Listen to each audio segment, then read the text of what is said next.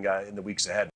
Meanwhile, gas prices continuing to rise amid the conflict in the Middle East. Experts say they might not be coming down anytime soon. More from ABC's Elizabeth Schulze. Analysts are saying it's unlikely we see prices come back down until oil does start flowing again through that crucial Strait of Hormuz. We've been talking about that. Right now, tankers there are anchored. They do not think it's safe to cross. And just this morning, we did learn about a strike on a tanker off the coast of Kuwait. So the bottom line, as those tankers don't keep moving, we will continue to see impacts on gas, also on overall inflation, too. Analysts say there is a little bit of good news on the economy front this morning. Payroll processor ADP showing that private employers added about 63,000 jobs last month. That was up from 11,000 in January. Obesity-fighting GLP-1 drugs like Wegovy and Ozempic may soon be repurposed to also fight addiction. I'm Vicky Barker in London, where a major study published in the British Medical Journal suggests the same GLP-1 drugs now used to fight obesity also lower cravings in people dependent on alcohol, cannabis, and opioids. And they also protect non-addicts from falling into any form of substance abuse. Study leader Ziad Al-Ali. GLP-1s are suppressing food noise and then also suppressing drug noise. He says cravings for drugs or alcohol seem to follow the same brain pathways as cravings for food, suggesting the same treatment works for both. Vicky Barker, CBS News, London.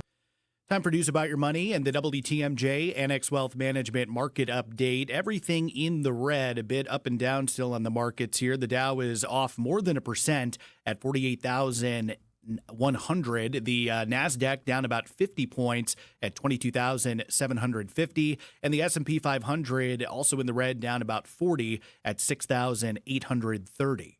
Financial planning at every level. Annex Comprehensive Wealth, Annex Private Client, Annex Ignite. Details at annexwealth.com. Sports, traffic, and weather are next. Outdoor Living Unlimited, WTMJ News Time, 10:04. Since 1956, the Adair name has stood for craftsmanship, honesty, and taking care of people the right way. I'm Austin Adair. And I'm Chelsea. My grandparents started this company with nothing but hard work and pride in every single job.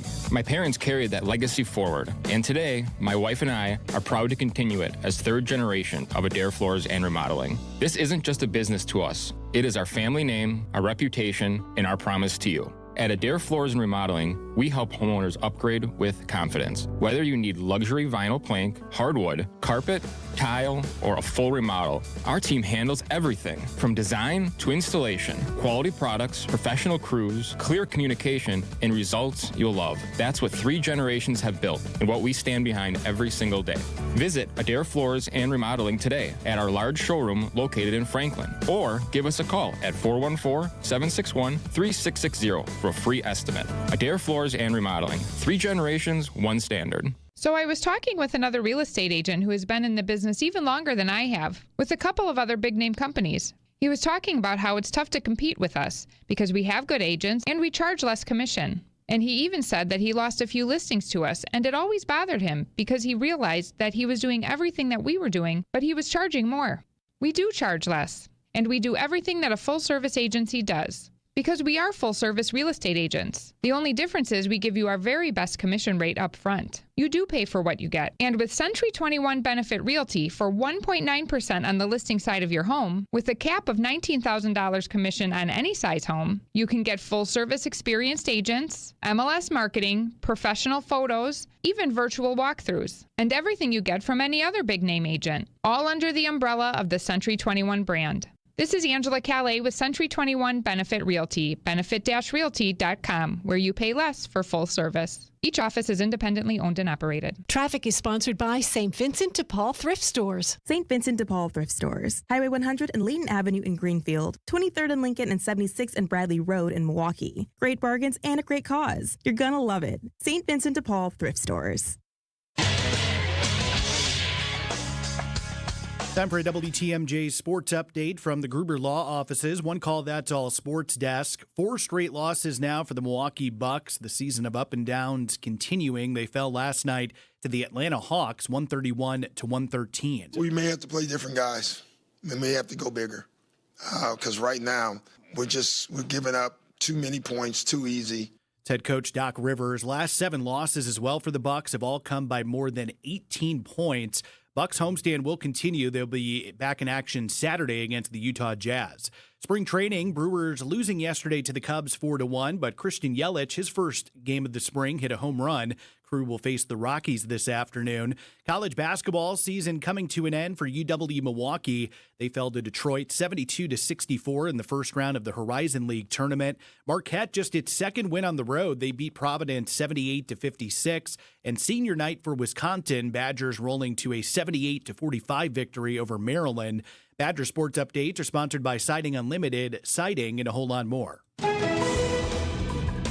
Take a look at the roads, your WTMJ Time Saver traffic. We've got a couple of disabled vehicles kind of scattered across the system. None of them in traffic, though. So not really seeing any major issues, but still dealing with that fog, so just something to be mindful of. That fog's going to stick around for a little bit longer. Dense fog advisory in place for a good portion now of southeast Wisconsin until about noon. Partly cloudy skies, otherwise a high around 42. We'll see that patchy fog return tonight, a low down to 37. Rain and storms are going to be likely throughout the day on Friday. It's going to be much warmer as well, a high near 60. And then into Saturday, we'll see some of those showers stick around, becoming sunny on Saturday with highs in the mid-50s. Right now, it's 40 degrees in Madison, sitting at 39 degrees in Waukesha, and it's 38 in Milwaukee. I'm Neil Doyle, Outdoor Living Unlimited, WTMJ News Time, 10:08. Broadcasting live from the Annex Wealth Management Studios at the Avenue. It's time for Point Taken. Here are your hosts, Steve Scafidi and Kristen Bry. Good morning and happy Thursday. I am very excited because we have 2 hours of great guests. Our guests for the first hour, it's been a minute, but Jim Santel, former United States Attorney in Wisconsin and retired Milwaukee County Circuit Court Judge, Mary Kuhnmensch are here in the flesh. When's the last time you guys were here? January, I think. Right after the new year. What major news item were we talking about then, right? It moves very quickly and more of that even this week. It does. All right, so let's start with, and it's because there's now going to be a vote in the House, but a lot of people, as we had, along with Israel, had strikes against Iran over the weekend. A lot of critics of this move were calling this an illegal war. Now the Senate has the move to vote against the war and the War Power Act. The Senate, it failed in the Senate yesterday, and it's probably going to fail in the House today. So where does that leave us as far as the legality of the actions we're taking in Iran? Can I be bold at the outset here and say it leaves us in a situation where, once again, we are in violation of the United States Constitution. James Madison told us, the Congress told us, the states told us, again, back in 1787, that when there is a declaration of war, the branch of government that's responsible for doing that is, let's all say it together, the United States Congress. There is no doubt that we are at war right now. The president has said that. Everyone, regardless of what side of the aisle you're on, has said that we are at war. We've also got Iran throwing missiles into one of our allies, which is Iraq, Kirkuk, other places there as well. This is a war. Ships are going down in the waters. There's no doubt about that. We're at war with Iran, and there should have been a declaration, as we have done back in World War I, World War II, to do this. I recognize fully that the history since that time has not supported that, but it is time for the United States Congress to stand up and say, when our troops are being allocated, maybe they should be. They should debate that issue. That's what the Constitution contemplates. That's what the Federalist Papers contemplated also. Before our nation is at war, we have a declaration from the United States Congress, the People's House. We elect them to make these decisions. It is not an executive decision simply because he's the commander-in-chief. So but the fact that they're voting on this right now, what is the meaning of that? By them voting down this, like the War Powers Resolution, does that mean they're abdicating? What does it actually mean that they're voting on something and then it's failing and there still is no declaration of war from Congress? Well, let me put a little bit of, again, historical context. I don't disagree with Jim. In fact, the Constitution, Article 1, does give all war powers authority to the Congress. And there's 2 subsections specifically in Article 1 that delineate what that authority is. However, you also have, right along with that, the president is not only the president of the United States, he is also the commander-in-chief. And in that role, he has independent authority to act on an emergency basis.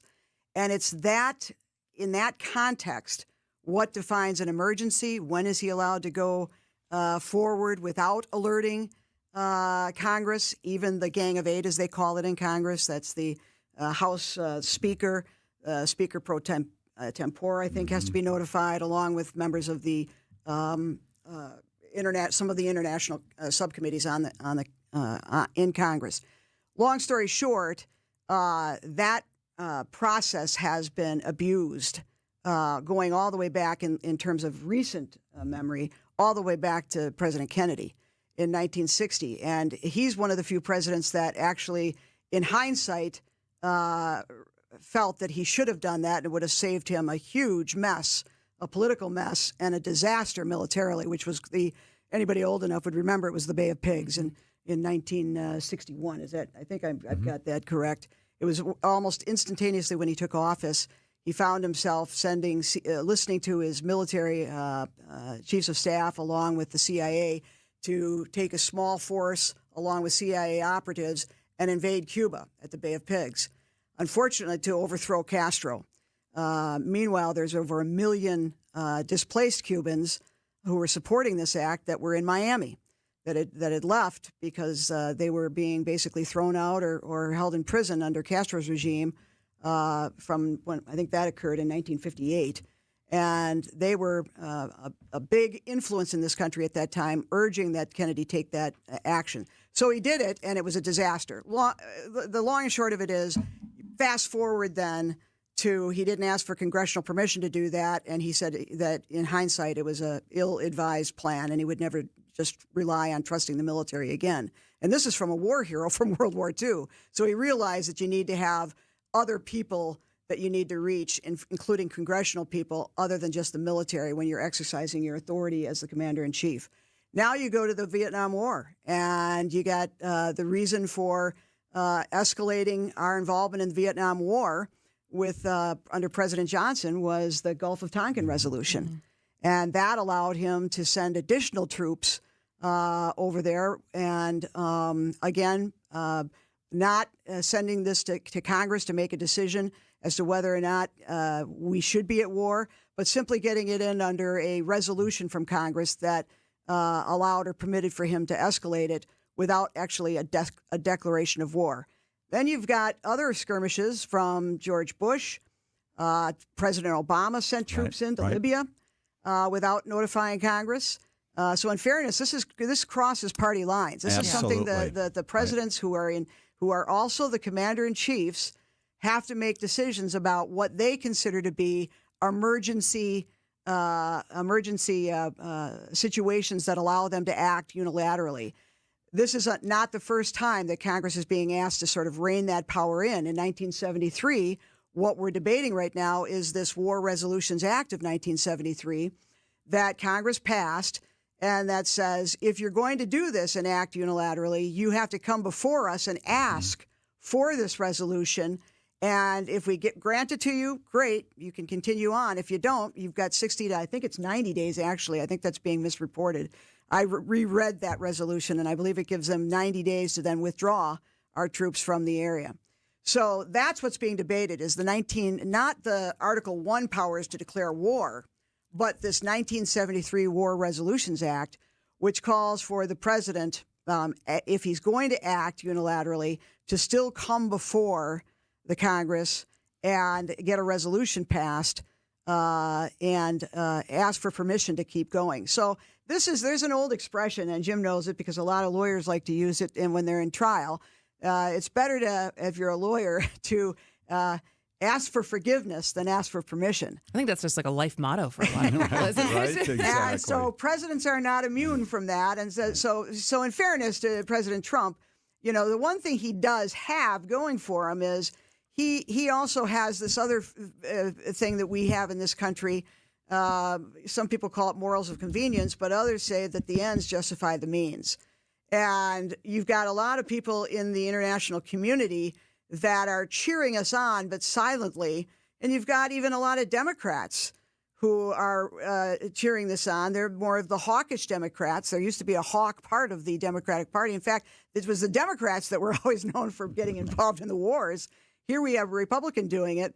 And the reality is that you've got, Kristen, a president who is trying to address militarily using his unilateral executive authority as the commander-in-chief and saying it's and making the case after the fact instead of before, going to the American people and say, we've put up with this since they took our people hostage in the 1980s. We've put up with it. Their neighbors have put up with it. They want as a part of their charter to destroy Israel and to death to Americans. And so there's nothing that we can do but go on the offensive and end this threat once and for all. All right, that is Mary Kuhnmensch. Jim Santel is also here. We'll be back with lots more for the full hour. They are with us on Point Taken. The historic Fox and Hounds is one of the most beautiful and affordable supper clubs in Wisconsin. WTMJ's John Mercure here, and it's my very favorite.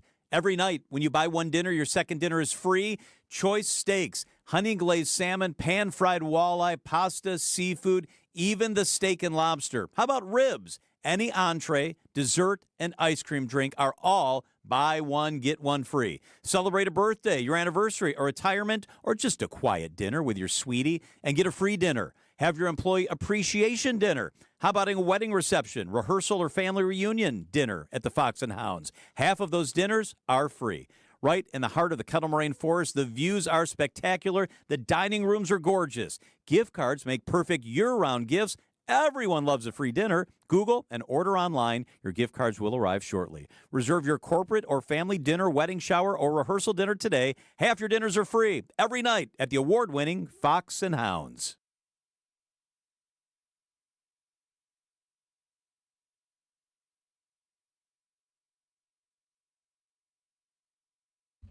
It's that time of year again, and Point Taken is giving you a chance to win a 4-pack of tickets. All you need to do is subscribe to our newsletter, Extra Points, and you'll be eligible to win. The 4-pack of tickets will be in section 117, so right behind home plate, for the Cruise game against the defending American League champion Toronto Blue Jays on Tuesday, April 14th. To sign up, text the word EXTRA to 855-616-1620, and we'll send you a link or sign up at WTMJ.com. All different types of injury lawyers advertise. Cartoon lawyers, bobblehead lawyers, and folks chasing ambulances with text messages. Our clients don't want or need such lawyers. Our clients know, like, and trust that Pasternak and Zergabel will help in their time of need. I'm Jeff Zergabel of Pasternak and Zergabel. Frank Pasternak and I are excellent personal injury lawyers in our community. If you need help after an injury, go to Pasternak and Zergabel at injurywisconsin.com. That's injurywisconsin.com. I'm Libby Collins. This week on Conversations, we talk with the executive director of MATC Fast Fund. And what a story she has to tell. You can't get financial aid or the Pell Grant with a drug felony. So I couldn't go back to school. It hindered a lot of things. The struggle that I was facing, just trying to be successful and show up for my children. WTMJ Conversations, Sunday mornings at 11 on WTMJ.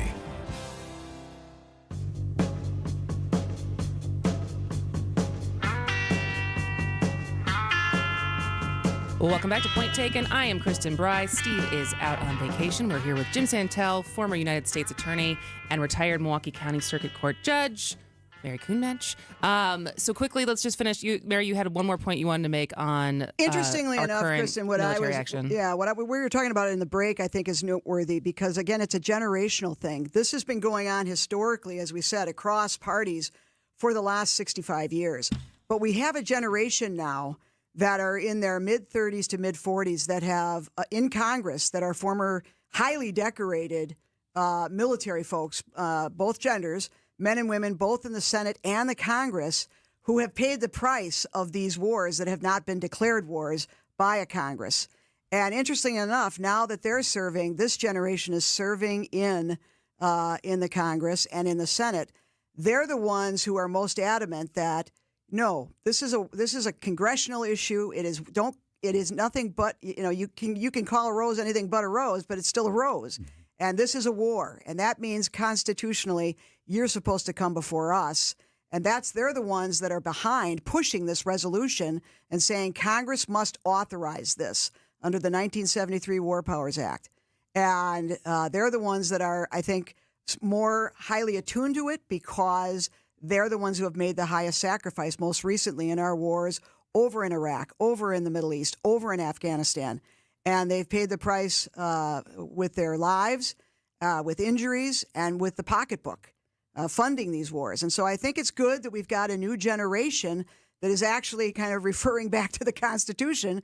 And they have the right to do that because they're the ones who put their money where their mouth is. They're the ones serving our country. So interestingly enough, it'll be interesting to see who votes that in the Congress today about this proceeding with having the president go forward and asking for and getting this War Powers Act resolution passed, or who votes against it. And my guess is that a lot of the people that are in that generation that have served overseas are going to be the ones forcing the issue and saying, no, this is a war. So do you think there's a chance that it passes in the House? I think there is. I think there is a very good chance that it passes in the House. Interesting. I may or may not consider myself young anymore, but I ascribe to what Judge Mary just said. Kristen, you know I spent a couple of years in Iraq, 2006 to 2008, was not there, part of the military, part of the civilian corps, rule of law issues, saw war up front. And it is also animating to this day my view of exactly what Judge Mary just said, which is if we are going to do that kind of thing, things are blowing up, people are dying, institutions are being destroyed, cities and villages and cultural settings are being compromised.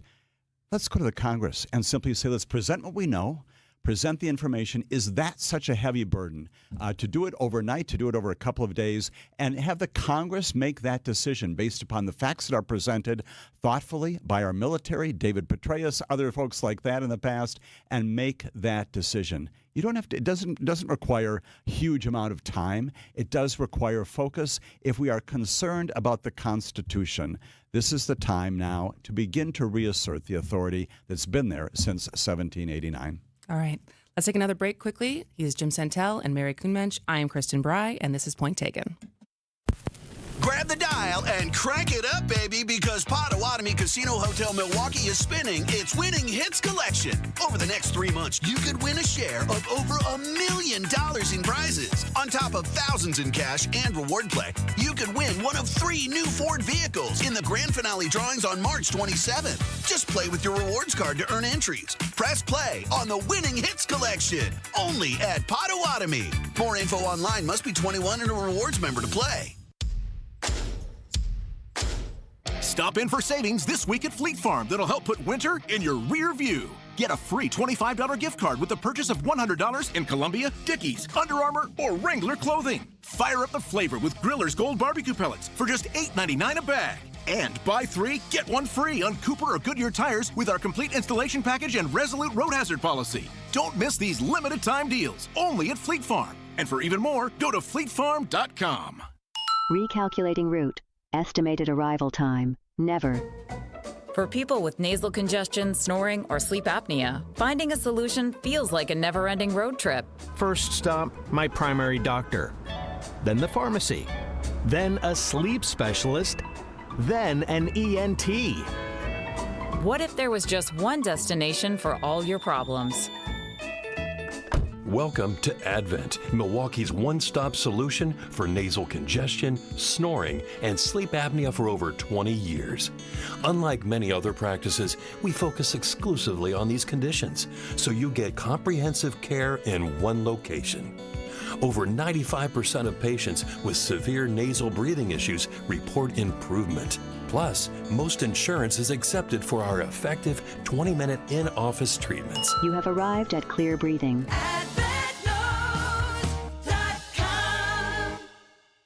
The only place to get this. Leaves for Jericho Sims, and he works right past Dennis Schroeder for another dunk. With some of this. Jericho Sims has been a huge, huge part of that. Granted, we haven't seen it next to Giannis now, this version of how Jericho is playing. But what the coaching staff has done now is they have surrounded him with shooters. Get it all on Bucks Talk, your all-encompassing Milwaukee Bucks postgame show. Only heard here on the home of the Bucks, WTMJ.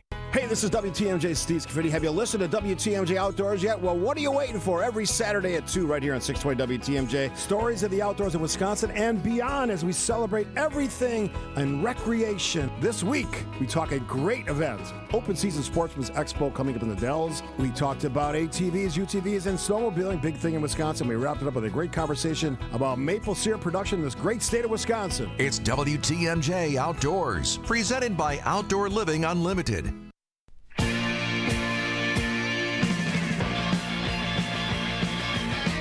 Welcome back to Point Taken. I am Kristen Bryce. Steve is actually on his way home. I know someone just asked about an update, so he will be back. I don't know which day he's coming back next week, but the trip has been cut short. But he is safe. He is good. So is Kathy. But we are here with Jim Santel, former United States attorney and retired Milwaukee Circuit Court judge, Mary Kuhnmetsch. So let's quickly talk. We have a couple minutes before the bottom of the other news. As of this morning, a federal judge ruled that companies are entitled to refunds for President Trump's tariffs that were overturned in the Supreme Court a couple weeks ago.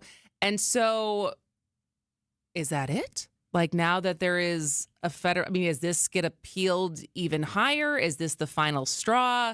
What actually happens now, since there wasn't a remedy prescribed by the Supreme Court? Is this it? How do you do it? What do we do next, right? So we've got the declaration as of this morning from a federal district court judge. In a time when we are continuing to serve under a constitutional crisis, the question is once again whether or not the administration, others follow what district court judges say. That's the basic concern here. Certainly can and certainly will be appealed to the appeals court and could eventually make its way back to the Supreme Court.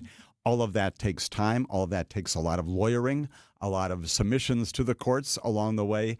And this is not the last word on this at all. It plainly, as we've talked before, Kristen, has a huge legal impact. Of course, again, the constitutional impact, which is what the Supreme Court said, that this is a tax. And again, the president does not have the authority to do this.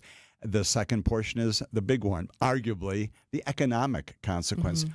Where do you get that money to refund not only the particular plaintiffs in this case, but many others who also effectively paid the tax to support that?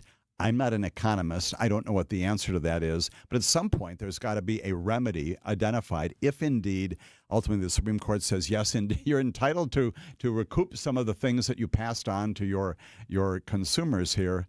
What does that look like? Where does that money come from? I don't know. Like, logistically, you think about a big corporation that maybe has the bodies and the lawyers and the corporate counsel that can do everything, the hoops that you'd have to jump through to do this. But for all the small businesses that had to pay these tariffs and this tax, they don't have the bodies or they don't. One of the petitioners before the Supreme Court was a toy company just to the south of us in Illinois, right? Not a small company, but not large either. And that person has said, yes, we'd like to go ahead and pursue this. I lost money at an economic consequence. There's some validity to that argument. How it is that's accomplished, that's the question that is certainly beyond me, maybe not economists, but that's one that we need to wrestle with going forward. So just the 30 seconds we have left, basically with this, it's Judge Richard Eaton in the U.S. Court of International Trade. Mm-hmm. This was his decision. Right. So now does this basically just open the door for lawsuits to recoup costs? Oh, right. So there already is a lawsuit. It will go up again to the next appeals court, a position, and at some point, there will be some final decision on exactly how. And this that is the court that they have as a just a procedural. Mary, I gotta cut you off because we're gonna go to news. Well, we can be back after news. ABC is next. ABC News, I'm Sherry Preston. The State Department now says it is aware of 20,000 American citizens that have returned to the U.S. from the Middle East since Saturday. They say its 24/7 task force has helped at least 10,000 of them.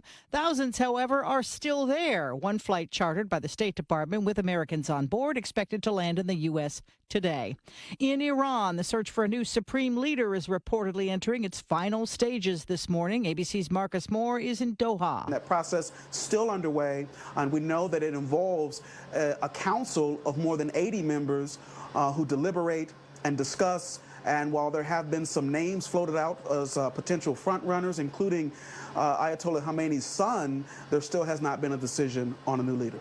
Israel has issued a mass evacuation warning for all of Beirut's southern suburbs as the fighting escalates with Lebanon's Iran-allied Hezbollah militants. This is ABC News. Outdoor Living Unlimited, WTMJ News Time is 10:31. I'm Neil Doyle. Trading still going on across the Middle East, and again, reports of multiple attacks against Iran and gas prices continuing to rise here across the country as well. Experts thinking that some of those prices could go up and even more over the next week.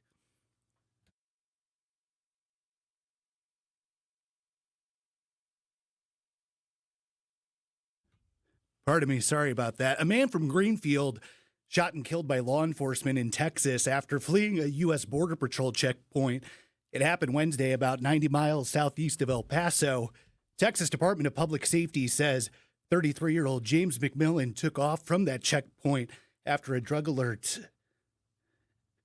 to the vehicle.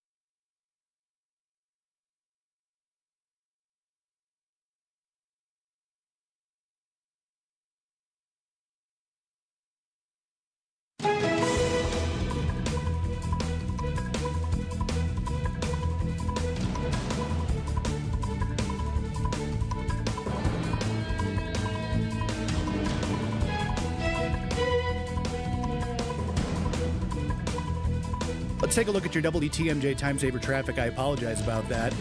We do have a couple of disabled vehicles across the system still. None of them are in traffic currently. We're still dealing with some of the fog across the system as well. Again, no vehicles currently in traffic. We are seeing, though, a little bit of a slowdown, 94 east and westbound. That is in our construction zone. Otherwise, no other major delays.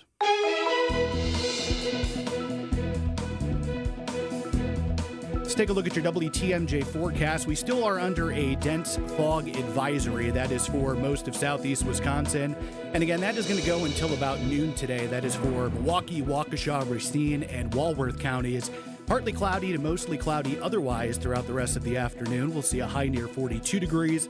Some of that patchy fog could return tonight, mostly cloudy, a low down to 37. Rain and storms are going to be likely throughout the day on Friday. It is going to be warmer as well, high near 60. And then into Saturday, we'll see some of those showers continue into the day Saturday as we hit the weekend. High around 56 with temperatures falling by the afternoon. Currently, it is 39 degrees in Green Bay, 38 degrees in Kenosha, and right now we're sitting at 38 degrees here in Milwaukee.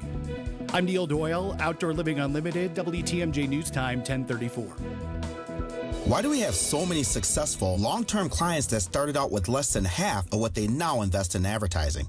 How are we able to keep our clients on the air 52 weeks a year with great weekly repetition, in some cases for over 15 years straight?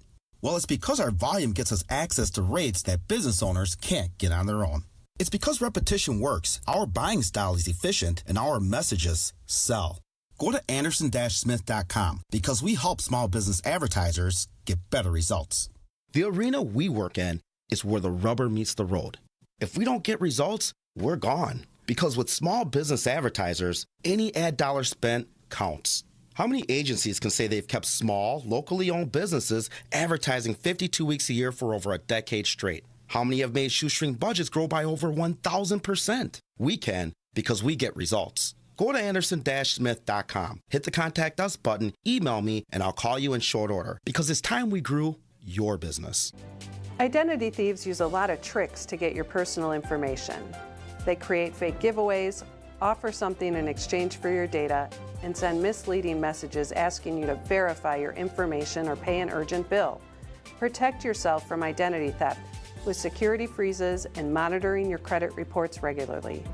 Learn more at datcp.wi.gov. Sponsored by the Wisconsin Department of Agriculture, Trade, and Consumer Protection. The sounds of spring, and of course, it is out of here! Brewers baseball is back. Spring training baseball is here. High fly ball. This ball's way out of here for Andrew Fisher. Join us for our next spring training broadcast as the Brewers take on the Diamondbacks. Our Brewers Radio Network game day coverage starts Friday at 2. We are the flagship station for your Milwaukee Brewers. 620 WTMJ.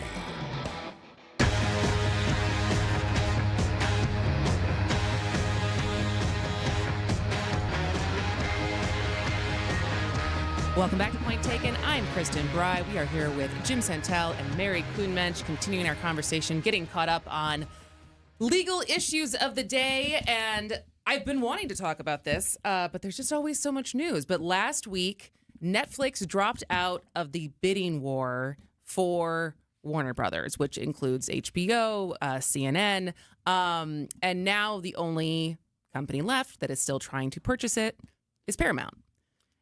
Which is bankrupt, by the way, so not to cut you off. More economics, right, Judge Mary? What fascinates me is prior to my being on the bench and a prosecutor, I was a in-house corporate attorney for A.O. Smith, and one of the areas that I represented them in was antitrust actions.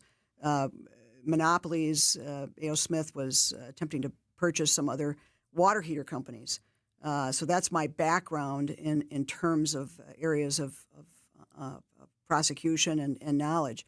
And what you've got in terms of this potential mess, for lack of a better way of describing it, is not only antitrust violations, but also who's going to really be in charge of our airwaves. Because as I understand the reading that I've done on this, I knew that Paramount was underwater. And so how are they funding this? Well, they're funding it with foreign dollars. They're funding it with, I think Saudi Arabia is going to have 20 to 30%. They're taking on Paramount's debt. And I think Qatar and Kuwait are also in the picture and going to be purchasing some of the debt. So they're funding Paramount's buy in this action that potentially has antitrust violations. What do we mean by antitrust? Well, you don't want, the theory on antitrust laws is, Jim, you can talk from the federal perspective, is that when you do consolidations in a particular industry, in this industry it's entertainment and information and news media and so forth. Because there's the same family that also owns TikTok now. Correct. So it's not even just so news, there's a thought that news. they can control the pricing then.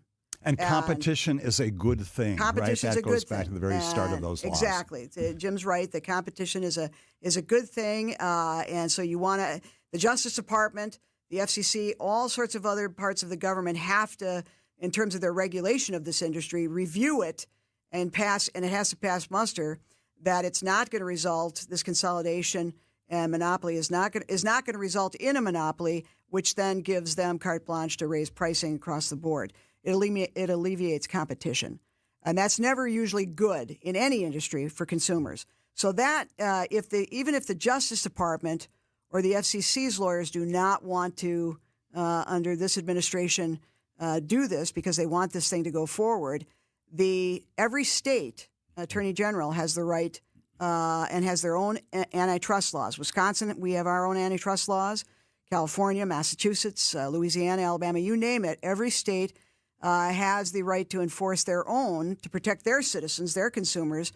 And I believe that California has already filed, the AG in California has already filed a lawsuit based on antitrust provisions in their state that a bunch of other AGs, including the potential for Wisconsin to join in on that class action suit, where they sue, and that's going to make its way through the courts probably over the next 18 months. So this is not a done deal yet, because it still has to pass antitrust review at the federal level and at the state level.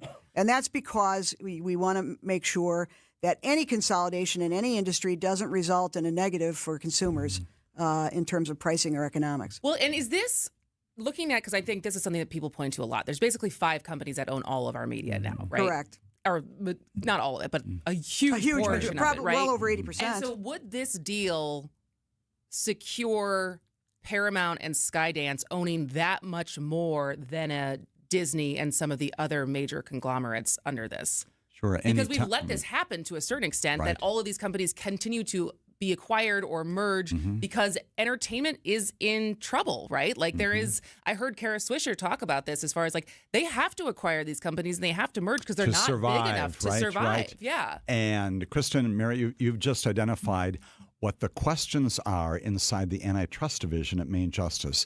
People who are skilled in this area, experienced, to ask those two things. Number one, will the consolidation here result in a compromise of the rights of consumers? Will your costs go up? That kind of thing on one side. On the other hand, if you don't do this, is the entire industry going to falter and go away? That's the analysis that again, attorneys, yes, and staff, and economists inside the Department of Justice at the Antitrust Division ask themselves when they put their, as Mary just said, their imprimatur on this or not. That's also the question that any federal district court judge or state court judges might be addressing. You balance those two things, no small thing, also indicates it's going to be a long time before this is resolved. You've got the other issue you have is, I know that there's been a lot made of this on both Fox and MSNBC from both sides of the spectrum. The reality is that, and I don't necessarily disagree with this. The fact is that this is a completely different animal, entertainment, than it was 40 years ago, 30 years ago, 20 years ago. Where you just had you had your AM stations, you had your FM stations. You now have streaming services. You had channel 18 and 24. You got everything on here that you never want. So the way we communicate and how this generation, the last two generations, Gen Z, Gen X, I think those generations are growing up with cell phones and all the platforms that are available for getting your news, for getting, whether you call it fake news or whatever you want to call it. There's lots of different places. And for everyone that goes away, a new one springs up. And I don't think News Nation was around as a platform. That's new. So you've got, they're worried about CNN being taken over by a conservative-leaning, more Fox-oriented, sort of conservative-leaning news outlet. And just as CBS is now losing some of its independent executives because they don't want to take some of the positions or the direction that they're being told by their owners now in terms of how they report the news. The days of Walter Cronkite are behind us, unfortunately. And so you've got people that are entrenched, whether it's MSNBC, MS Now, it was what it's called now, or Fox. The reality is people get into these silos and only listen to that. I have, for the last, to avoid all of that nonsense together, I'm listening to the BBC, I'm listening to NPR, I'm listening to other international news media outlets because I just am getting it more unfiltered without some of the politics that is just taken over every aspect of our national psyche and our culture. And that's not good. That's not healthy because people get into their silos. People that listen to this radio station get into their silos and they view what's through a lens of, well, you're liberal or you're conservative. No, I mean, when are facts? And the media is supposed to report facts without slight or favor. And if you're going to do it through a prism of whether you're a Democrat, Republican, Independent, it gets pretty nauseating at times for most Americans to try to sort of forge through all of that. So what I've taken to do is to listen to overseas broadcasts, Radio Free Europe I'm listening to, just to get outside these silos that we have decided we want to get our news from, because it's not healthy and it really curbs open and civil debate. Yeah. So if you want to say that there's a criticism that CNN is going to be now made into a Fox, I get that. But the reality is another station will come up, another platform will come up, and it will have a point of view as well. We want to have some purity of thought in the media yet. I'd like to think that we can, where we are getting information that we trust, and you're going to have to sort through more of these because I would say consolidation, especially by people that are motivated by politics, is not healthy because it narrows the perspectives that you're able to access. Yeah. Also, just invest in physical media. Go buy those HBO box sets before they're behind a paywall. Absolutely, right. We're with Mary Kuhnmensch and Jim Sandell. I am Kristen Bry. Good Karma Brands is proud to be an equal opportunity employer, providing equal employment, development, and advancement opportunities to all teammates and applicants. To learn more about careers with us, please send an email to talentacquisition@goodkarmabrands.com. That's talentacquisition@goodkarmabrands.com. In 1987, the Bucks took on the world and changed basketball forever. At stake, basketball supremacy in the United States. Bucks versus the World, narrated by Charlie Behrens, is the new season of Behind the Bucks podcast, presented by Gallagher, your trusted insurance broker and HR and benefits consultant. It's the untold story of the 1987 McDonald's Open, when the Bucks became the first NBA team to face the Soviet Union. Listen now on Bucks.com/plus, the Bucks app, the ESPN Wisconsin app, and wherever you get podcasts. Visit family-owned Ken Michaels Furniture and our in-store design centers, where you'll still find beautiful, luxurious, heirloom-quality American-made furniture. Right now, save 30 to 35% store-wide and take advantage of our complimentary design services. Whether you're moving, renovating, or updating, our designers will help your vision become a reality. Visit Ken Michaels Furniture in Brookfield on Capitol Drive and in Greenfield on Highway 100 to save 30 to 35% store-wide today. Sleep better and save more with mattresses from Milwaukee Mattress and Ken Michaels Furniture. Handcrafted in our Milwaukee factory, our mattresses utilize natural materials like cotton cushioning, which dissipates body heat, Joma wool quilts for warm wintry nights and cool summer evenings, and natural latex providing superior conformability and pressure relief for aching joints. Stop in today at any Ken Michaels Furniture store and save up to 50% compared to national brands. Ever wonder what it takes to feel truly wealthy and financially comfortable? Schwab asked Americans that question, and most said at least $2 million.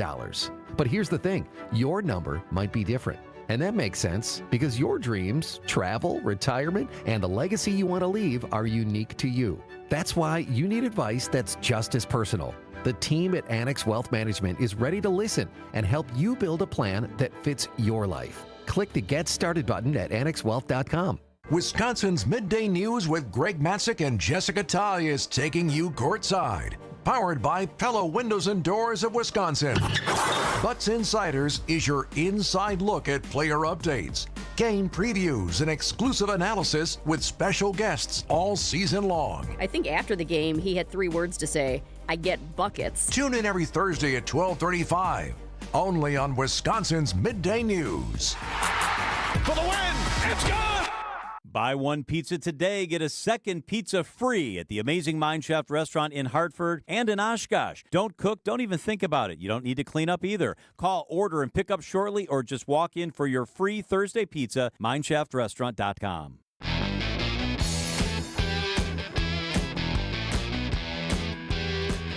Never enough time, and we have Jim Santel and Mary Queen Mensch on. So I'll let you both tease what your closing arguments will be, and then we'll take one more break and come back. Jim, what are you going to be talking about? Talk about guns in America today. What's been going on historically, and what happened just this past week with respect to the parent of someone who's responsible for a mass shooting. I talked about that yesterday. Mary, what's your closing arguments going to be? Elections. Okay. Good teases, both of you. We'll be back with more after this. Hey, this is WTMJ Steve Scavidi here for QC Kinetics. Raise your hand out there if you're excited about feeling older faster than you should. Yeah, I don't think so. Ongoing pain makes you feel older than you are. But here's the good news. QC Kinetics patients right here in Milwaukee are getting relief, feeling younger, jumping back into life full speed, and it didn't happen in an operating room. Dr. Ashley Caravelli and her great QC Kinetics medical professionals use the latest regenerative treatments backed by real science, treatments that take the tiny, powerful healing tools inside your body and concentrate them right where you need relief. That's why Mike is training for a marathon instead of giving up running. Kathy walked around Disney with her grandkids. Alan's back to work, now climbing ladders. No big deal. All real QC Kinetics patients, including me, the sooner you start your treatment, the sooner the inflammation goes away and the sooner that joint damage slows down, because no one signs up for feeling older faster. Put me in that group. Find out if you're a candidate for QC Kinetics regenerative treatments. Your visit and consultation is free. Here's a number, 414-667-5559. That's 414-667-5559. We see you out there doing things your way. So why shop the same retail giants as everyone else? We've supplied generations of farms and families with the trusted products you want and need at unbeatable farm and fleet prices. Like assorted Mobile Delvac diesel oil starting at $9.99 after $5 rebate, $2 off assorted Kalmbach poultry feed, and Krylon farm and implement paint 25% off. In-store and online, we've got the value you need to do things your way. Blaine's Farm and Fleets, being original. So I was talking with another real estate agent who has been in the business even longer than I have, with a couple of other big-name companies. He was talking about how it's tough to compete with us because we have good agents and we charge less commission. And he even said that he lost a few listings to us, and it always bothered him because he realized that he was doing everything that we were doing, but he was charging more.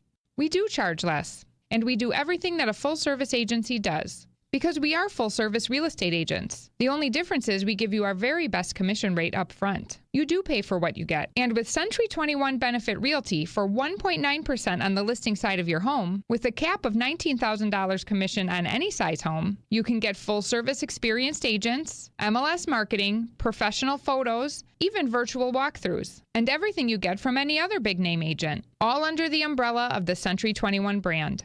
This is Angela Calais with Century 21 Benefit Realty, benefit-realty.com, where you pay less for full service. Each office is independently owned and operated. At Og Prep North, we know the only way to build the future is on the foundation of excellence and faith. Og Prep North, built for academic, artistic, and athletic excellence, made for more. Learn more at ogprep.org. Hey, WTMJ's John Merck here. I hope you'll join me every Saturday at 1 o'clock for Experience Wisconsin. It's pretty cool. We check in with communities across the state for the best and brightest spots around our great state. We go from the Mississippi to Lake Michigan, from the North Woods to the border with Illinois. This week on the show, pretty cool, we will be joined by the Racine Zoo. How fun is that? It's Experience Wisconsin, Saturdays at 1 right here on 620 WTMJ. Let us help you plan your next trip. WTMJ, W277CV, and WKTI HD2 Milwaukee from the Annex Wealth Management Studios. This is News Radio WTMJ, a Good Karma brand station. Now it's time for your closing arguments. All right. Former U.S. Attorney Jim Santel, what is your closing argument for today? Kristen, today, March 5th, is the 256th anniversary of something we all know as the Boston Massacre. The Brits called it the incident on King Street. 5 people killed, including Christmas addicts that all of the school children know well about. We go forward 18 years ago in a case called Heller. The United States Supreme Court identified for the first time in our nation's history under the Constitution that you've got a constitutional right to own a weapon for self-defense purposes. Bruin follows that. This past week, the Supreme Court debating something under Section 922A, a statute that I often invoked, as did others, the federal system, prohibiting the possession of firearms by someone who is a user of controlled substances. It's been on the books forever as a way of protecting us and keeping us safe and secure. It's actually the Hunter Biden statute. That's what many people may identify. And so we've got the United States Supreme Court, again, continuing to tell us what the Second Amendment means. At the same time, the public in America is saying enough. You have reported on this in the past. On Tuesday this week, a jury deliberates less than 2 hours and finds a fellow named Colin Gray, who is the father of his son, who is now 16, charged with opening fire at the Appalachia High School in Winder, Georgia in 2024, kills 2 students, finds him liable for that. Those are Americans. Those are juries of this fellow's peers and others around the country, other cases like that in which the American population is saying, you know what, we've had enough with these kinds of violent activities, and we're going to hold not only the people who do them, but also the people who know about them and fail to stop them. That is a sign of America saying, we need to address this problem. We know what the solutions are. We know what we can do in those states that have passed legislation. The incidence of gun violence goes down. In those where it's not passed, it continues to be at horrifically unacceptable levels. All right, Mary. I want to remind everybody that we still live in a democratic republic, and I, for one, am very happy that I was born in the United States of America because we are the longest surviving democracy the world has ever seen. But we are eroding right before our eyes. And I'm speaking specifically about voting. And be very weary, be very cautionary when something that is so sacred to our Constitution and so sacred to our existence as a democracy, which is our ability to vote. We get to decide who's going to lead us at the congressional and presidential level, at our local levels, and we do that through our right to vote. And that means that blind people have the right to vote, handicapped people have the right to vote, people who live in poverty, people who live in the cities, people who are infirmed in nursing homes. doesn't make them less American and give them less of an ability to vote and to exercise their constitutional right to vote. So when people are proposing, or you get Congress people or congressmen and women, or a president who's proposing these kinds of new restrictions, and you hear the terms that's suppression of my right to vote, don't just write it off as a liberal or a conservative conspiracy. Look at it. Get in an honest, research it. Get into an honest debate with others about it. What does this mean? If we pass this, is it going to make it more difficult for people who fall into these other categories that are handicapped in some way, infirmed in some way, are elderly or impoverished and don't have access to certain things that they need to get into a voting booth by showing their ID, by showing their birth certificates? And I speak from experience because birth certificates are not as easy and cut and dry as everybody likes to think they are. It really varies from state to state. And if there's an error on a birth certificate, it needs to be corrected. And you need to get in front of a court before you can get it corrected so that it can be a valid instrument by which you can show up at a place and register to vote. That, in and of itself, all the legwork that takes can be, if somebody's working 2 or 3 jobs, can be very difficult. So trying to, say easily we should do this, we should do that, it's so easy. Well, think of it easy for the least among us, the most vulnerable among us. Is it that easy for somebody who doesn't have transportation? That happened in Texas this week, where they show up at one voting place and they're told at like 7:45 when the polls are going to close, or 7:45, which is unusual. I don't know why they were having their polls close at 7 instead of traditionally 8. And they were told they're in the wrong place. Now they have to get on public transportation and get over to another voting place, and get there too late, and they're told you can't vote. Those are encumbrances that are, in my opinion, that's voter suppression. You're not letting people who are the most impoverished, the most infirmed, the most handicapped in our country vote. And that's think about that long and hard when you're supporting any kind of a bill that would require it to make it harder to vote rather than easier to vote. All right. Retired Judge Mary Kuhnmensch, Jen Santel, thank you so much for joining us. It's always a pleasure. Always an honor, Kristen. See Kristen. you next time. When we come back, Jeremy Janine will be here. There's a lot of noise coming out of Washington these days, but one thing retirees in Wisconsin can't afford to ignore is the new Big Beautiful Bill. Sounds harmless, right? But here's the truth. The changes buried in this bill could have a serious impact on your retirement. At Drake & Associates, we've dug into the details, and we want to make sure you know what's really at stake. The Big Beautiful Bill includes sweeping updates to tax brackets, Social Security thresholds, Medicare premiums, and retirement account rules. And for many retirees, it could mean higher taxes on your savings, more limits on deductions, and unexpected changes to your income plan. Maybe you're already retired, or maybe you're just a few years away.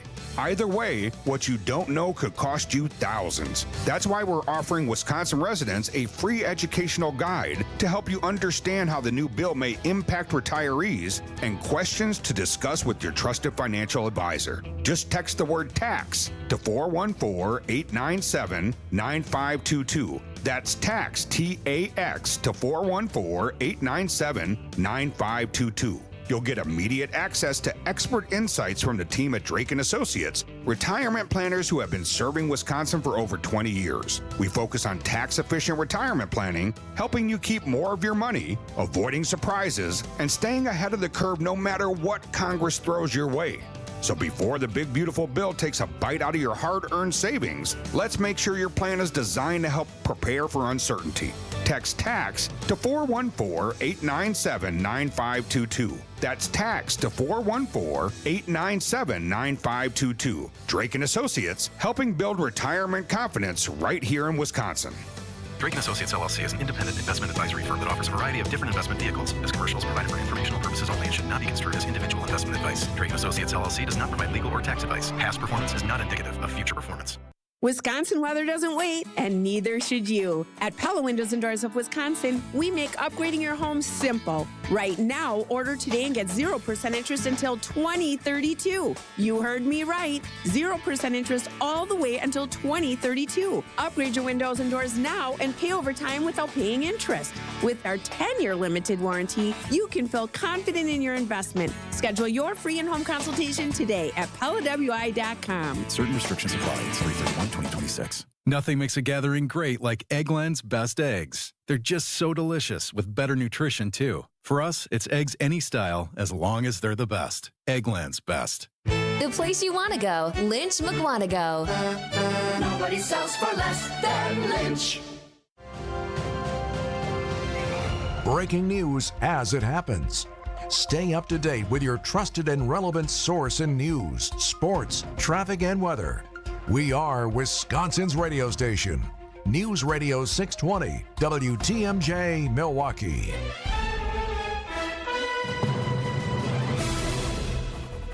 At 11:01, it's 38 degrees. Dense fog advisory still in place until noon here this afternoon. Otherwise, partly cloudy and a high around 42. From the WTMJ Breaking News Center, I'm Neil Doyle. A Milwaukee police officer accused of misconduct pleads not guilty. 33-year-old Josue Ayala faces one count of attempted misconduct in public office. A criminal complaint alleges that he used the department's Flock Technology license plate tracking system to track his romantic partner and his partner's ex over 100 times. Ayala resigned from MPD hours before his brief court appearance on Wednesday. He was released on a signature bond of $2,500, but does need to report to the county jail for booking by Monday. Ayala is due back in court in April. Jessica Gatso, WTMG News. An 18-year-old from Waukesha set to be sentenced this afternoon after pleading guilty to killing his mother and stepfather. Prosecutors say Nikita Kasap carried out the murders in an effort to steal their money in a plan then to assassinate President Trump. Kasap then fled the country in his stepfather's SUV. Prosecutors say he took with him about $14,000 in cash, jewelry, passports, a gun, and also the family dog. He was later arrested then during a traffic stop in Kansas. Kasap facing possible life in prison with no parole. Fear and destruction in the Middle East as the war in Iran rages on. At least a dozen countries in the region have been targeted by drones or missiles. CBS News chief correspondent Matt Gutman in Tel Aviv looking at what might come next in this war. We're being told that the longer this war lasts, the more it favors Iran, because for the regime, the bar is super low. For them, victory merely means survival. And we spoke with Dr. Sonam Vakil. She's a leading Iran analyst who was actually born in Tehran. It needs to wear its adversaries down through a low-cost strategy of inflicting pain over a longer period of time. 6 U.S. service members have been killed during the military operations. Time for news about your money and the WTMJ Annex Wealth Management market update. Everything in the red. The Dow is off more than 1.5%, sitting at 48,000. NASDAQ is down about 60 points at 22,747. And the S&P 500 is off a little more than 0.5% at 6,827. Financial planning at every level. Annex Comprehensive Wealth, Annex Private Client, Annex Ignite. Details at annexwealth.com. Sports, traffic, and weather are next. Outdoor Living Unlimited, WTMJ News Time, 11:04.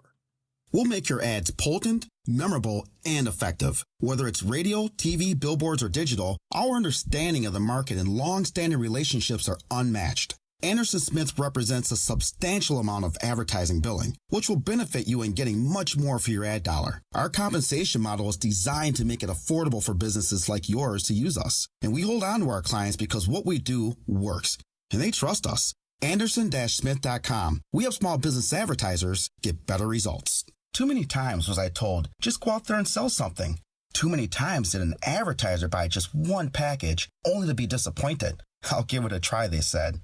You know, I was just doing my job until I realized that job set a lot of people up for advertising failure. So we started Anderson Smith, and since then, we've retained many clients for over a decade and have been a valuable asset to their business because we're helping them rather than just selling them.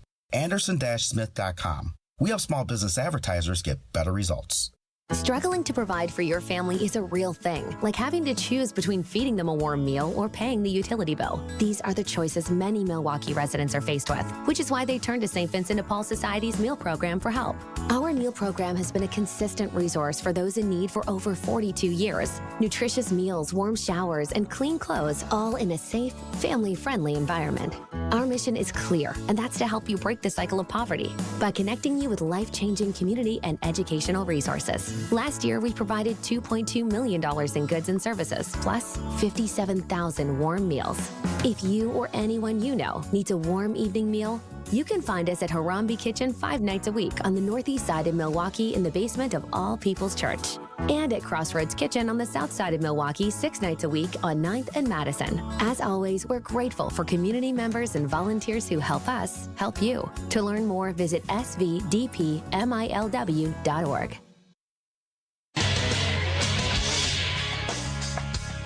Time for a WTMJ sports update from the Gruber Law Offices. One call, that's all sports desk. 4 straight losses now for the Milwaukee Bucks, falling to the Atlanta Hawks 131-113. We may have to play different guys. We may have to go bigger. Because right now, we're giving up too many points, too easy. It's head coach Doc Rivers, and the last 7 losses for the Bucks have all been by 18 points or more. They'll try to get back in the win column. Homestand continues Saturday when they take on the Utah Jazz. Spring training, Brewers falling yesterday to the Cubs 4-1, but Christian Yelich playing his first game of the spring and hit a home run. Crew will take on the Rockies this afternoon. College basketball season coming to an end for UW Milwaukee. They fell to Detroit 72-64. That was in the first round of the Horizon League tournament. Marquette just its second win on the road this year. They beat Providence 78-56. Senior night, final home game for Wisconsin. Badgers rolling to a 78-45 victory over Maryland. Badger Sports Updates are sponsored by Siding Unlimited, siding, and a whole lot more. Let's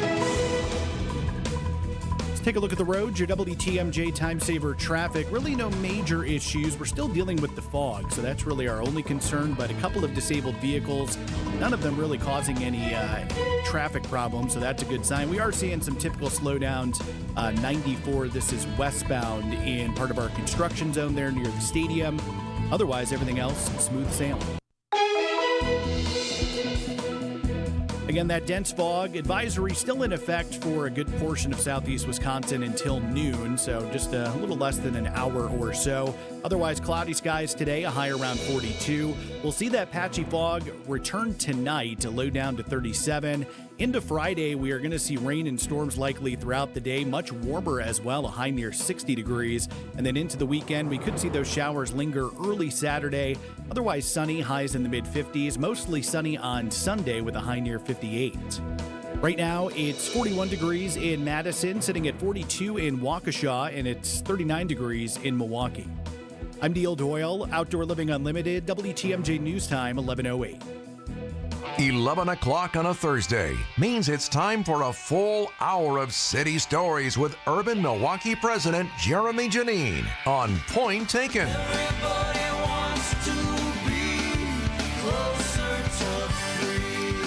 Moving right along on this Thursday. Jeremy Janine, how are you feeling today? I'm great. Great. Happy to be here. We love that. We love when you're great. Much better than the fog outside, although it indicates it's warming, and I'm happy about that. Yeah. I have to drive after this, so I'm less excited to drive in the fog, but... Just close your eyes. You won't even see it. Yeah, it's even better. Yeah. All right. So, speaking of driving, potholes. Excellent segue. Potholes detection. All right. We talked about this a couple weeks ago, didn't we? We did. And back in January, the city first discussed, the Public Works Committee, looking at this. It's called Route Reports is the company that makes it. But it's essentially an AI tool for potholes. And how it works is you mount a camera on the front of the car, you drive around the city, and then there's software that processes all the video that comes in and looks for deviations in the roadway, and it marks them. And it marks, you're also GPSing to make the noun a verb all of a sudden, but marking where you are in the city. And the idea is you can very quickly identify where all the potholes are. Sounds wonderful. Concern became, well, is the city exposing itself to liability? Alderman Robert Bauman, longtime attorney, longest serving member of the Common Council, called back to something he knew about the New York City Bar Association doing, of all places, which is that they paid investigators to go around the city of New York and mark down basically tripping hazards and they submit them to the city in advance. And the idea is that exposes them the city to liability. The bar association pays for it. They wait for someone to trip and fall. And then they go, we probably reported that already. Let's look at our records. We did. They can then sue. You have exposing yourself to liability. Was the city of Milwaukee about to do that to itself? And the answer from the assistant city attorney was interesting. He said the short answer to if this will increase liability is probably yes. And I was like, oh, that probably kills it then. But then he segued into talking about that the actual liability exposure is probably real small. And that's because, and I won't describe it on the air, but there's a complicated legal standard of, okay, are we reporting a lot of small potholes and they're not likely to cause a lot of injury? And most of the potholes on the city streets, there are thousands, and there's about to be thousands more because of the freeze and thawing, are small. But what the software actually does is detect the size of the pothole, or at least it attempts to. So the city now will be able actually to prioritize fixing the biggest, most egregious potholes. And that was something city engineer Kevin Muse pointed out, that they will deliberately go after those. And so the Common Council actually went ahead and approved this, knowing that it could actually increase the city's liability, but it could also address the worst offending potholes much faster than the current complaint process. So that's a good thing. It is a good thing. I feel like this is like, we did it. We did a good thing, and there was no fighting, and we're actually moving forward to help the residents and the drivers of Milwaukee. Yep. Alderman Robert Bauman, who raised the flag of concern, said, I just wanted the city attorney to review it. Their review is good enough for me, and he voted for it alongside his 14 other colleagues. Well, there you go. That's great. And an update as well, we talked about the Brewers pothole thing a while ago. The short thing is the Brewers are donating money to the city to buy a hot box, which is so the city has more real asphalt earlier in the spring and later in the winter. That also got approved. So the pothole repair quality should also improve, especially early in the spring and late in the fall. And it's going to have a stamp on top of it? 75 potholes will get a little Brewers stamp. We love that. All right. Is there a short one you want to squeeze in before we go to break? Sure. I was prompted by another journalist to look at what kind of leases the government holds in the Milwaukee area. And for the first time, federal government, I could see actually what the ICE lease is for their new office on the northwest side of Milwaukee. They're going to be paying almost $1 million a year for that facility. And you're like, whoa, that's a lot more money that we're shoveling out the door. But in this case, actually, when you run all the numbers, given that they're currently downtown, and this is just moving that field office from the MSOE campus up to the northwest side, the government actually is going to save a minimum a couple $100,000 per year, because that current lease downtown for a much larger facility that used to have more Department of Homeland Security offices was $2 million a year. Now, you can also look at it down the street from the new ICE office. There's an Army recruiting office, and they're paying about a quarter of the price per square foot. So the new ICE office is still expensive, but theoretically actually saving taxpayers money. And is it smaller or is it bigger? It's the actual ICE operations, I assume, are slightly larger than they are in their current building, but the building downtown, the government rents a much larger building, and it was for many more agencies than just ICE. Oh, okay. All right. So they're all moving out. MSOE is going to get its building eventually. Interesting. All right. Well, there you go. He is Jeremy Janine of Urban Milwaukee. We have lots more. Like you said, it was raining news as of yesterday. So lots to touch on with him. We'll be back on Point Taken after this. Ever wonder what it takes to feel truly wealthy and financially comfortable? Schwab asked Americans that question, and most said at least $2 million. But here's the thing, your number might be different. And that makes sense because your dreams, travel, retirement, and the legacy you want to leave are unique to you. That's why you need advice that's just as personal. The team at Annex Wealth Management is ready to listen and help you build a plan that fits your life. Click the Get Started button at annexwealth.com. WTMJ is throwing strikes for a cause, and you're invited. Bowling for Babies, presented by Grouper Law Offices, is this Saturday, March 7th at Village Bowl in Menominee Falls. We're raising funds for the Milwaukee Diaper Mission. So put together a team of 4 and hit the lanes. Registration is $170 per team for 4 people. So if you want in, just text the word baby to the WTMJ talk and text line 855-616-1620 to sign up. Bowling for Babies, let's bowl and help families in need. Prizes, flyaways, even cash money. You want it? We've got it. Find a list of all contests and official rules by visiting WTMJ.com/contests. That's WTMJ.com/contests. WTMJ's Julia Fellow for Appliance Gallery, right on Wisconsin Avenue in Milwaukee. Their gorgeous showroom is the most up-to-date in our state, featuring luxury brands like Sub-Zero, Wolf, Miele, Fisher & Paykel, and more. They'll work right with your contractor or designer and make the process seamless. They even offer brands where you can choose from custom colors. As a small family-owned company with one location, they deliver impeccable service with a personal touch. Visit ApplianceGalleryWY.com or stop in today.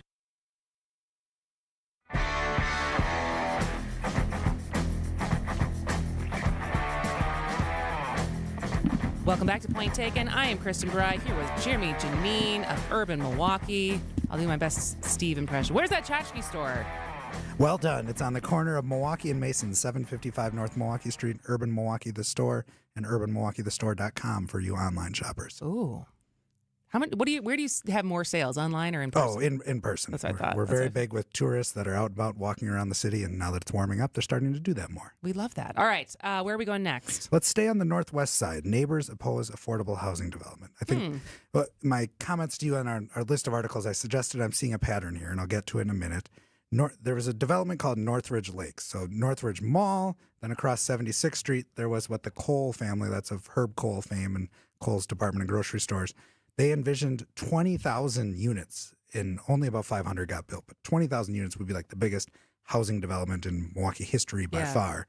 It didn't happen, but what did happen is now known as Harbor Point Apartments, was longtime Northridge Lakes. There is I don't know, I can't call it a natural lake, but maybe it's a natural spring there. There is an actual lake in the middle of it, and there's some undeveloped land, and it stretches north to Mequon very quickly. But there's now what is at least the second, and Alderwoman Larissa Taylor says it's actually the fifth apartment development proposed for this site. Annex Group, which is developing, not to be confused with the Annex Group that is a WTMJ sponsor, but Annex Group out of Indianapolis, a real estate firm, is proposing an affordable housing development there, financed with low-income housing tax credits, so it'd be income restricted, lower rents for qualifying households, people making up to 70% of Milwaukee County's median income, which is something like $70,000 for a family of two.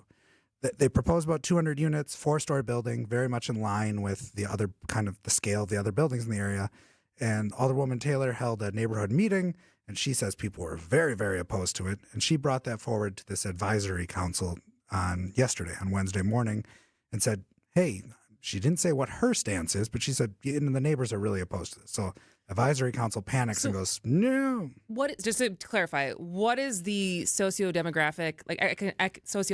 demographic of that neighborhood now? It's kind of all over the place. And this is, we'll get there, because what I'm sensing now is a pattern where Alderwoman Larissa Taylor has opposed any new affordable housing developments, but largely on the basis of what's there already, which is a mix of market rate, kind of long-standing houses or apartments built at the same time in Northridge, and then some troubled condominium complexes that are nearby. The Woodlands is one of them, where she likes to use the term hotspot.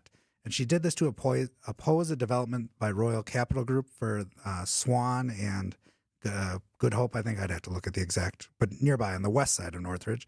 And now she's lining up to oppose something potentially on the east side of Northridge. And the question again will become, as it did for the Royal Capital development, which was the former YMCA property, will her colleagues then overrule her to say, no, we actually do want more housing in the city. We're okay with affordable housing. We want it here. Let's approve it. And that's exactly what happened for the Royal Capital Group project. Now we'll see what happens with the Annex Group project. Because it does feel like, this is like NIMBYism 101, right? Where there's an acknowledgement that we want and need more housing, and it has to go somewhere. And so the amount of discretion that different neighborhoods have, because if it's open land, so she can't block it, basically, as long as the rest of the Common Council approves it? She could. It depends. It's unclear exactly what zoning changes this project will need. The site is actually zoned already for multifamily housing, but what it might need is zoning variances, which sends it to the Board of Zoning Appeals, which for anyone that their eyes are starting to roll back in their head, that is a citizen-controlled board instead of a Common Council discretionary approval. That could change the dynamics. You could have a very unexpected outcome then. And that's exactly what the Annex Group's other development in Milwaukee, the Union at Rose Park, which is on King Drive near Burleigh, under construction now, went through. Okay. Well, where are we on was it not Polish flats? It was the grandma units? So the accessory dwelling units, the Polish flats, carriage units were approved. No new ones have been built in the city of Milwaukee yet. Wauwatosa has also legalized them. I think they've had very minimal construction.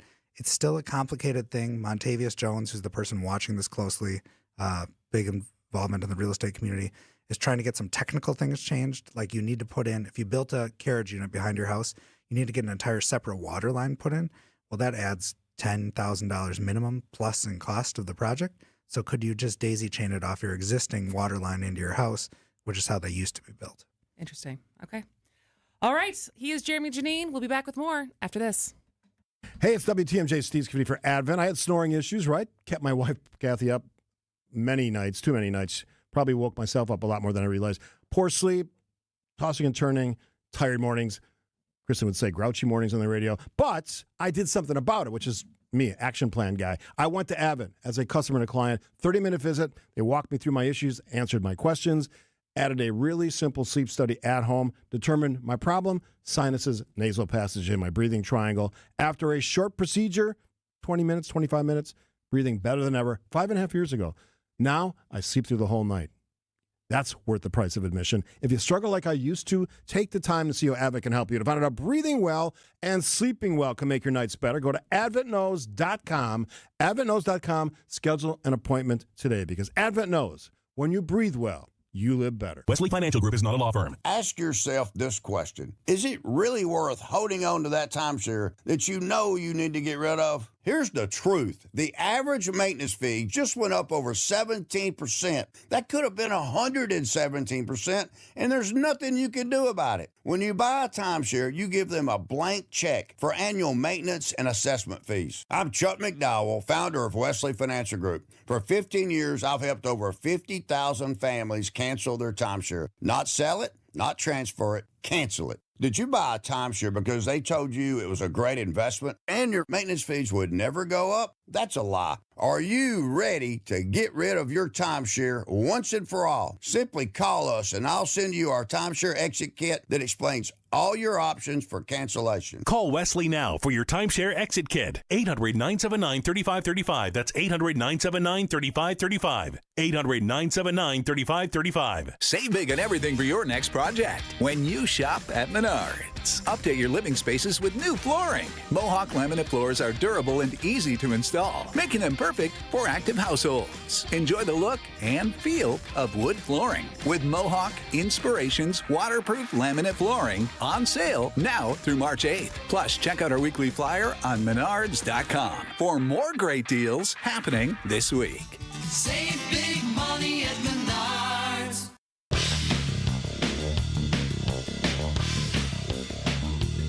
Welcome back to Point Taken. I am Kristen Bry here with Jeremy Janine on this Thursday, this foggy Thursday. All right. So, did Milwaukee just make itself a sanctuary city, Jeremy? And this is a subjective opinion that'll be held within the eyes of the Trump administration. So all bets are off really on what happened. But 2 weeks ago, Common Council unveiled its ICE out package. It's eventually going to be at least 8 pieces of different legislation. Common Council met on Tuesday and they approved the first 2 pieces. But for the very first piece, which is kind of a declaration of beliefs, it has almost no other binding other than it says where the city stands. It was led by Alex Brower. City Attorney Evan Goike, in an attorney-client privileged email sent during the council meeting while the council members are on the floor, warned them that it could result in the city being labeled a sanctuary city. And because there's not really a legal definition, right? Correct. This is just kind of a term instead of, you don't like check a box somewhere being like, we are a sanctuary city. Right. And unfortunately, because Goike labeled it attorney-client privilege and he is the attorney for the council members, we don't know exactly what is in this email. And everyone on the council floor was like, check your mailbox for the email you received at 10:16 a.m. and read the last paragraph.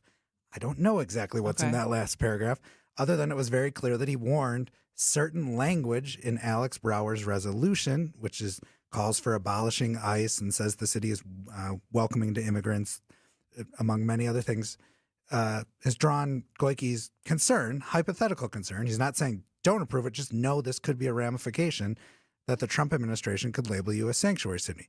Now, the big question goes, well, what does that mean? And Alex Brower says, I welcome that label. Let's bring it on. Of course he does. Other council members seemed a bit more concerned, most notably Scott Spiker. And so the question is what it means. And for other cities, the Trump administration has tried to withhold federal funding. And the courts have largely ruled that can't do that. But there's several more years of the Trump administration left at minimum. And the question then becomes, well, will the Trump administration find another way to punish cities that it through the Department of Justice has labeled sanctuary cities. Milwaukee and Milwaukee County and several other places in Wisconsin were already inaccurately put on that list. Unclear exactly why, but there was an early list almost a year ago that has since been retracted. City of Milwaukee is currently not on that list. Nowhere else in Wisconsin is. But something in what the council just passed could trigger it. So what in cities that are, I guess, accurately put on that list, is it because they've labeled themselves as such? Or what if there's no legal definition, why were we not, and what would we have to do in order to be considered a sanctuary city? So here's a nuance that it's long been in place in the city of Milwaukee, which is that the police do not cooperate, go out of their way with with immigration searches and administrative warrants. So that's ICE says, we want this person. The judge doesn't say that. ICE just says, we want this person. And they hand it to the Milwaukee Police Department. Police Department says, it's not our policy to comply. But they do comply with judicial warrants. And then there's a series of qualifiers for essentially violent felonies or dangerous crimes that they will, yes, comply with the federal government.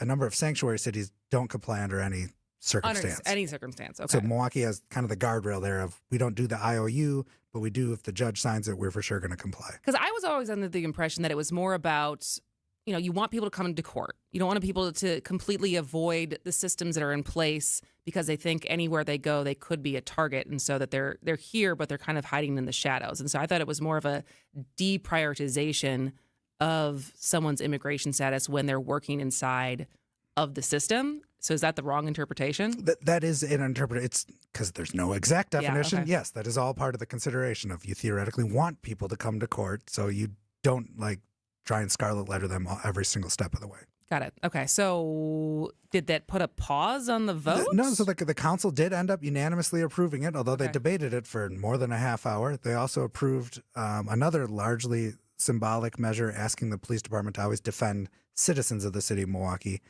And then there's some other proposals that are still being held now of that 6 of the other 8 items, I guess, are still on tap that need to go through a full committee review. One of the weird things here was no committee had ever heard these first 2 items. They just approved them. Part of the reason that got through is there's not a lot of teeth to them. They're just statements of values. So that's what I was going to ask as far as what does this mean if we were to see an influx of ICE officers in Milwaukee? So for these first 2 things, this is what the council would like to see. For some of the other things coming, they're actually going to try and change police department policies and other things to, in the eyes of Alex Brower and others, try and make sure that the police department is guarding the citizens, not protecting ICE or some other federal law enforcement agency. Okay. Got it. We got about 2 minutes before break. Well, we should talk about one thing the police department says they're going to do related to ICE as well. This was the thing that caused the whole fight we talked about between Mark Chambers and Jocasta Zamarripa, masking. Police Chief Jeffrey Norman says that he's actually going to ban or restrict Milwaukee Police Department personnel from wearing facial coverings. So that'll be, that's not a departure. They're not wearing facial coverings I don't today. think I see anyone wearing masks today. But they're going to explicitly put that they're not going to do that. That's obviously a thing that ICE officials are doing that has drawn the ire of, the source of the shutdown at the federal level at the moment. One of the sources. And so he just came out and said proactively. Yeah, he told Jocasta Zamarripa and other council members that I'm going to put this standard operating procedure in place that you're not to wear facial coverings. Okay. Is there any update on that dispute? The kerfuffle? Not that I can share on the radio, I will say, but there are moving pieces still. So what is it what? Because she wanted an investigation of the. Yes, there was an ethics complaint filed. I think it's ethics is the right word there. So that Mark Chambers has been presented with this complaint now. There's theoretically an investigation that's going to happen. Again, it doesn't seem like anyone actually committed a crime here, just actions in poor taste. So I don't expect much to come of it. Okay, got it. All right. So after the bottom of the hour news, do you have a tease for us of where we're going next? We're going to talk about having your way at Burger King and how there's less of them now in the city and what that might mean. And we'll talk about a whole lot more interesting stuff than that as well. Well, because one of the things because you didn't put it on the list, but I'm interested in, because we've talked a lot about historic preservation sites, right? We've talked about not the Pabst Theater, the Panther Arena. But This Is It just got theirs. But I'm curious because when I read the actual press release, if that actually means that they're going to do anything with the space or if it's just a plaque. And we'll tease it and leave it right there, and we'll explain it more when we come back. All right, perfect. So he is Jeremy Janine of Urban Milwaukee. You can always check out their great reporting at urbanmilwaukee.com. When we come back, he will still be here. But then we have Neil Doyle doing the news. And before that, we have ABC. So stay with us on Point Taken. This is a special report from ABC News. I'm Michelle Franzen. The Iran war continuing to escalate 6 days after the U.S. and Israel began strikes, killing Iran's supreme leader and targeting Iran's missile and military targets. Iran launching drone and missile strikes across the Arab and Gulf states, leaving tens of thousands of Americans stranded. The State Department's first evacuation flight leaving the region, bound for the U.S. ABC's Shannon Kingston says it's a start. State Department officials are telling us that they plan to dramatically ramp up those rescue operations today. We are expecting to see more charter flights, more ground operations to move Americans out of harm's way. Now, that is in addition to the charter flight that the U.S. has already announced. They say a flight left the Middle East last night. Today, lawmakers in the House are set to vote on a war powers resolution limiting the president's powers in Iran, which is not expected to pass. It comes a day after the Senate Republicans blocked a similar proposal yesterday. This is ABC News. Outdoor Living Unlimited, WTMJ News Time, 11:31. I'm Neil Doyle. A man from Greenfield was shot and killed by law enforcement in Texas after fleeing a U.S. Border Patrol checkpoint. It happened Wednesday, about 90 miles southeast of El Paso. The Texas Department of Public Safety says 33-year-old James McMillan took off from the checkpoint after a drug canine alerted to the vehicle. During the chase, police say McMillan started shooting out of a window at troopers and civilians. He was eventually shot and killed by law enforcement. No one else was injured.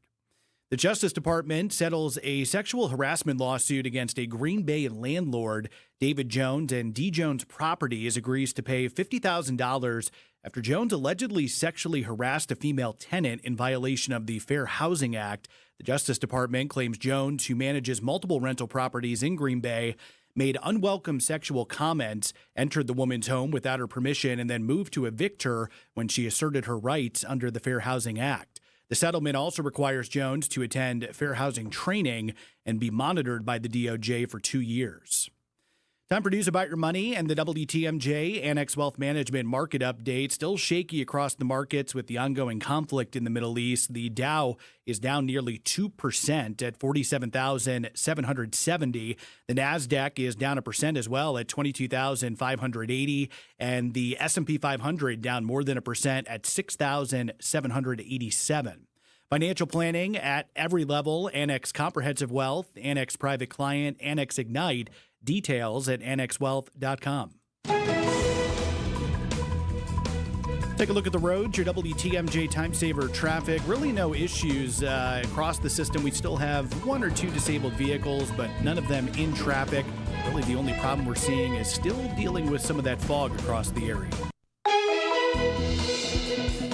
We should start to see that fog dissipate a little bit. We are under a dense fog advisory for about another half hour or so. Partly cloudy skies, and then the rest of the day we'll see a high around 42. But then tonight we'll see that patchy fog return, a low of 37. Into Friday, we are going to see rain and some thunderstorms likely throughout the day, much warmer with a high near 60.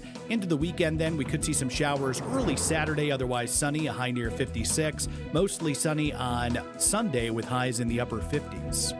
Right now, it's 41 degrees in Green Bay. We're sitting at 39 degrees in Kenosha, and right now, 39 in Milwaukee.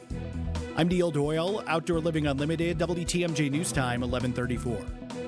A buck doesn't buy much unless you're spending it at Griffin. For just $1 over cost, you can buy brand new tires from us. This is Jim Griffin. Any major brand, $1 over our cost with free tire repair and lifetime rotation. We'll even show you the invoice to prove it. Our only requirements, we put them on for you. Buy one or the whole set. The dollar deal from Griffin. Milwaukee and Waukesha. Griffin. The buck stops here, but the deals on tires don't. That's Griffin. Not combinable with other tire offers. If you're trying to find really good, high-end, distinctive furniture, the kind they just don't make anymore, then come to Design Exchange. But you better get here quickly, because the best furniture we take in on consignment doesn't usually last long. It may be vintage. It may have once been out of your range, but now you'll find it's priced right. This is Katie with Design Exchange, where discerning buyers with discriminating tastes come to find premium home decor at a value. Design Exchange. In Heartland, you're going to find a focus on distinctive furniture, unique antiques, and original artwork, along with tasteful home decor that can fit almost any budget. In Pewaukee, the focus is on kitchen, outdoor, and garden decor, and all of it is priced at 25 to 40% off retail. This is Katie with Design Exchange, where discerning buyers with discriminating tastes come to find premium home decor on consignment at a value. Design Exchange. Potential is like God's love. It lives within everyone and shows us that we are made for more. At Aug Prep, faith ignites excellence in academics, the arts, athletics, and every aspect of our lives. Students don't just realize their full potential, we learn to soar. The #1 K-12 school in Milwaukee is expanding to the North Shore and is now enrolling grades K4 through 6th and 9th. Aug Prep North, made for more. Apply today at augprep.org.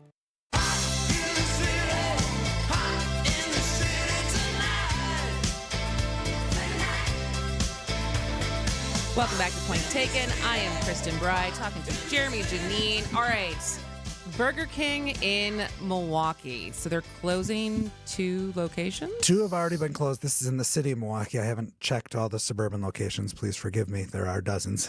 But of the 8 that were in the city of Milwaukee, or actually 9, a couple of years ago, there was the strangest thing I think I've ever reported on, where it was an inside job that resulted in a homicide. Oh, yeah. I forgot about that story. And that was essentially the Midtown Center Burger King. The council took away that license. There were, I believe, 8 left at that point. Now 2 more have closed. And okay, this is Burger King. Not a big to-do, other than there's 2 pieces of news, I think, to this. One, the franchisee, Cave Enterprises, which owns more than 100 locations in the state of Wisconsin, just got charged with some alleged child labor violations by the Wisconsin Department of Justice, or Department of Workforce Development. So that's going on. There's major fines there, and that case could be contested for a long time. So 2 of the locations have closed with that in the context. But the other one I found interesting when I started digging into, because I always look up the history of these places, go to old newspaper records, city records real quick. What can I find in a hurry? And the one on 58th in Lisbon turns out was the start of an empire, but not for Cave Enterprises, for Valerie Daniels Carter, who's a name probably well known to many people in Milwaukee, and to a lot of other people are like, who? And Valerie Daniels Carter, with her brother Joe, who is the head of, I believe, Quarles and Brady, if I have the right law firm. Apologies if not. They started essentially franchising fast food restaurants in the 1980s, and they started with this Burger King at 58th and Lisbon, and they grew to more than 100 restaurants. So a great story of entrepreneurship, of Black entrepreneurship, of a Milwaukee family doing really well. And it all started right there at 58th and Lisbon. They later sold that restaurant, and it's now closed. So do they sell it to Cave? They sold it to Cave. Cave seems, based on the records I could find for the city of Milwaukee, Cave owns everything in the city, Burger King wise. And I assume that probably holds true also for the suburbs. Okay. And so tell me a little bit more just about the details of the child labor laws that they allegedly broke. I would, I don't know off the top of your head. It involves teenagers and the hours they worked and the counting of those hours. And there's a fine for every teenager involved. It involves hundreds of kids, essentially. And again, it's an alleged violation. They could either choose to pay the fine or they can contest it in court. Got it. Okay. All right. Mayor names a new Department of Administration director. Danielle Rodriguez is getting the bump up. She's the person that when it's snow plows, she probably has the hardest job. She's not actually driving the plows, but she's the operations director for the Department of Public Works. So any kind of operational problem, potholes or something that sort of falls in her universe, she's now going to be the head of the Department of Administration. That is a fairly innocuous sounding job, but as Joel Brennan is proving right now, the former head of the State Department of Administration, it's really like the number 2 or 3 person in city government in terms of an operations side. So a very logical person to promote. Longtime office holder, Preston Cole. He was Mayor Cavalier Johnson's only administration director, resigned. So late last fall during the budget debate, she will now control everything from budgeting to what was the city's Office of Equity and Inclusion and Violence Prevention. Those were now spun out, as we've talked about. Many other functions within that. And then anything the city creates that's new, that doesn't have a logical department, gets dumped into Department of Administration. So you end up with lots of things like childhood education is a thing that is located within the department. All kinds of weird functions. IT department. It's an important job. You often don't hear a lot from this person because when it works, it works. And when it doesn't work, it blows up and becomes front page news. Speaking of snow removal, are they going forward with that study of how much it would cost or what, as far as like just getting rid of the snow? It's supposed to be numbers coming back. I assume they'll be very ballpark figures. We looked at costs in Toronto, and here's what it would apply to Milwaukee. Okay. That hasn't come back yet, but I'm expecting it to. Because obviously there's the snow removal that happened in New York that everyone talked about as far as just hiring people for $30 an hour to go shovel snow. Right, which is exactly, not exactly, but that's essentially what happens in Toronto and Montreal. And Robert Bauman wants to know, well, what is the actual cost to do that here? Maybe we'll just do it downtown. That answer is supposed to come. All right, sounds good. He is Jeremy Janine from Urban Milwaukee. I am Kristen Bry, and this is Point Taken. 2026 Brewers tickets are on sale now. This year, it all kicks off at our house with opening day at home, followed up with a schedule that's absolutely loaded. Throw in the same flair for the dramatic thrills on any given night. Plus Brewers giveaways you won't forget. And you've got a season you're going to have to see to believe. Don't miss a second of Brewers action this year. The crew is back for more. All Brewers tickets for the 2026 season are on sale now at Brewers.com. It's that time of year again, and Point Taken is giving you a chance to win a 4-pack of tickets. All you need to do is subscribe to our newsletter, Extra Points, and you'll be eligible to win. The 4-pack of tickets will be in Section 117, right behind home plate, for the Cruise game against the defending American League champion Toronto Blue Jays on Tuesday, April 14th. To sign up, text the word EXTRA to 855-616-1620, and we'll send you a link, or just sign up at WTMJ.com. Why work with several sales reps that don't work for you, drinking their company's Kool-Aid, only able to sell what their company has to offer? You'll get biased opinions and probably not a very good deal. When it comes to local advertising, a lot of business owners do this. It takes a lot of time and will cost you more for your advertising than it has to. Let us work for you. We know all the rates for all media. This keeps everybody honest, and when you place the volume of advertising we do, it means you get great deals. Anderson-Smith.com. We help small business advertisers get better results. We'll make your ads potent, memorable, and effective. Whether it's radio, TV, billboards, or digital, our understanding of the market and long-standing relationships are unmatched. Anderson Smith represents a substantial amount of advertising billing, which will benefit you in getting much more for your ad dollar. Our compensation model is designed to make it affordable for businesses like yours to use us. And we hold on to our clients because what we do works, and they trust us. Anderson-Smith.com. We help small business advertisers get better results.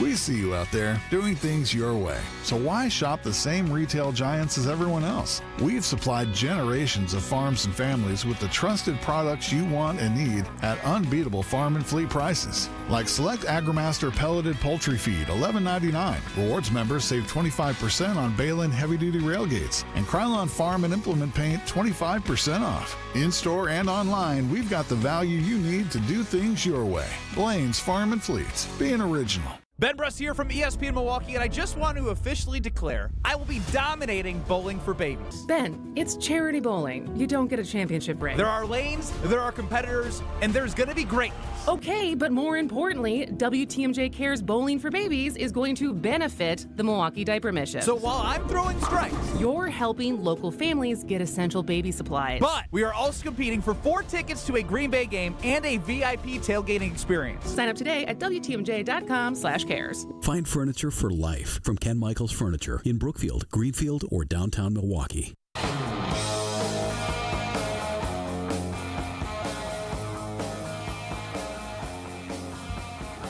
Welcome back to Point Taken. I'm Kristen Bry. He is Jeremy Janine, talking all things Milwaukee. So I know this wasn't on your list, but I just wanted to get your insight on what we know so far. So this is it, the Milwaukee's first gay bar. Wisconsin's oldest gay bar. Wisconsin's oldest gay bar. I don't actually know that it was Milwaukee's first gay bar. It was just Milwaukee's oldest operating one. I presume there was one before it that had closed. Oh, I see what you're saying. Okay. So closed unexpectedly last March. People were very upset. And people have been in the works trying to have this historic preservation for the site. Nothing is in there right now, but it was announced yesterday that came through. The East Side Association, along with who was all involved. I think like there was like multiple people involved, multiple organizations involved in getting this historic preservation, which is the only second for an LGBTQ site. Correct. And so I think the party that deserves the most credit here is the Wisconsin LGBTQ History Project, which had, I think it was last year, got the Black Night Brawl, which is essentially at Plankington and St. Paul. It was a violent interaction that preceded Stonewall, even in New York City. Now they got a historic marker placed for that. The building has long since been demolished there. They're now getting a historic marker from the state, so that big thing you see on the side of the highway, that type of thing, coming for This Is It on Wells and just west of Jefferson Street. Does that protect the building? Nope, it is just a marker. So there was, if you remember, we talked about, and I think this is what you're hinting at, there was a nomination to protect the building, which would require any exterior modification to get special city approval. The nominee, the nominator, dropped the request when the property owner, Joel Lee, through a lobbyist and some other people said, no, we have some good things planned. That was a year ago. They were okay with whatever was hypothetically planned, never publicly disclosed, withdrew their nomination. Now nothing has happened there. There is a steakhouse that's supposed to open on the corner. I think we're on year 4 now. That still hasn't opened. Maybe that's still coming. I see some slow incremental progress there. Whether that encompasses this space, and I mean, what is This Is It at the end of the day to the public and for a historic site? I mean, the marker is a logical thing, but is preserving the rainbow facade? That's actually a more recent addition. When I moved to Milwaukee, there was no rainbow facade there. It was the pictures that they have on the Wisconsin LGBTQ historical, their website of their write-up of this. I posted it on my Instagram today of like what it used to look like when it first opened, and it's, it just looks like another bar. Right, and it had the classic gay bar marker of not a lot of windows, which was somewhat intentional, I'm sure. But that also is true of many bars in Milwaukee. That is also very true. All right, similar on the historical front, what is the news about a Malcolm X marker? Yeah, so it turns out that Malcolm X, the civil rights leader, controversial figure to some, lived in Milwaukee for a time. Now, oh, really? Yeah, and it turns out Malcolm X probably didn't really remember this because he lived in Milwaukee essentially from the ages of 1 to about 4, 1926 to 1929. He lived at what would be almost 10th and Galena. If you're like, where is that? Well, it's the North 43 on-ramp from Fond du Lac Avenue. So if you're leaving Fiserv Forum and heading north, you're getting on, driving over the top of where his house was. It was demolished in the 1950s or 1960s. That, unfortunately, is the same time Malcolm X was assassinated in 1965, I believe, off the top of my head. But the city is now going to place a historic marker. There's still some final design on the marker. The Historic Preservation Commission is funding it, so it won't be that traditional state official marker. It'll be this custom thing the city is funding. It's going to go on the Walnut Avenue or Walnut Street Bridge, which is one of the only crossings in that area. And so when you look at the marker, if you're on the Walnut Street Bridge, you'll be looking at the site of this house, because obviously placing it on the on-ramp would do no one any good except for people bold enough to walk on an on-ramp. This, you'll be actually able to go on a street, sit there and see it, and actually see where history took place. There is a much larger marker on the house where he was born, or the site of the house he was born in Nebraska, where he only lived for about a year. He spent a lot of time in Michigan and had a fairly tragic family situation before becoming a prominent figure. There you go. All right. Historical lessons for the day. He is Jeremy Janine. We'll come back and have a couple more stories on Point Taken. Hey, this is WTMJ Steve Scafidi with Milwaukee Weight Loss. Are you tired of the side effects that come with the GLP-1 weight loss medications, the monthly cost, the injections, and the pressure of staying on a drug long-term just to keep the weight off? What if there was another way? At Milwaukee Weight Loss, they offer a doctor-supervised, drug-free alternative designed for people who want real, sustainable weight loss without relying on ongoing monthly prescriptions. No lifetime medications, no recurring supply costs, just a safe, structured program focused on lasting results. Visit MilwaukeeWeightLoss.com today to schedule your free consultation. Lose the weight and keep it off. This program is a doctor-developed, doctor-supervised program where people can lose 20 to 30 pounds in a month or two safely and naturally. Keep it off using real food and natural and safe products to help patients reset their metabolism, control hunger and cravings naturally, helping them burn their body fat, not muscle, like GLP-1s do. With the Milwaukee Weight Loss Program, they help thousands of people right here in our area. Schedule your free consultation today at MilwaukeeWeightLoss.com. That's MilwaukeeWeightLoss.com. Results may vary. This is a special alert to all Americans who own a vehicle with less than 200,000 miles with an auto warranty about to expire or with no warranty coverage at all. Due to a decline in the economy, CarShield is announcing a low-cost month-to-month vehicle protection plan that is now available to the public to save any driver out-of-pocket expenses on future auto repairs. Call now to find out how you can pay almost nothing for covered auto repairs. Yes, you heard that correctly. Pay almost nothing for covered auto repairs. An open phone line has been established for all drivers to call for a free quick quote. Call 800-307-0189 now. Drivers who are covered will not have to pay for covered repairs again. This protection plan is at an all-time low. Additionally, drivers who activate this vehicle protection today will also receive free roadside assistance, free towing, and car rental options at no additional cost. Call us for your free quick quote today. 800-307-0189. That's 800-307-0189. What do you have to lose? Call 800-307-0189. Again, 800-307-0189. WTMJ's Eric Bilstead here for Tri-County Contracting. Have you ever thought to yourself, I want my house to look better than it does. I just don't know where to even start or even what to do. Tri-County Contracting can help you with that. They can help you love your home again. They have the design consultants, they've got the showroom, they've got real picture renderings, they've got it all to help turn your home back into your dream home. Tri-County Contracting, WI.com. Love your home again with Tri-County Contracting. At Advent, we help sleep apnea sufferers avoid the CPAP machine by getting your nose and throat working with our unique Advent approach that you won't find elsewhere.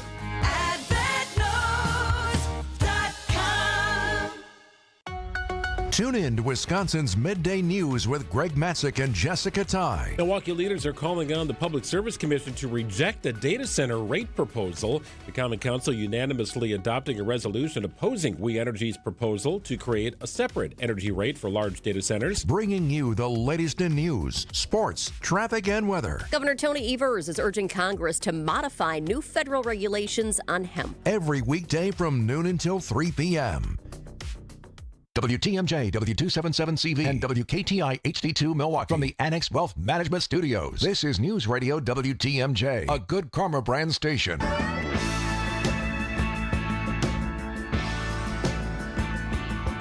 right, how many stories can we fit in 5 minutes, Jeremy Janine? We're going to try for, I think, 7. So here we go. Buckle up. Reporting from Graham Kilmer, new group proposes national design competition for Veterans Park, the big lakefront park. There is a group now, Friends of Veteran Park, that is formed. They're seeking, I believe it's $100,000, and they're trying to get a design competition to basically make it a grand park, not just a lakefront park, an open space, but make it a real destination. What does that mean, a grand park?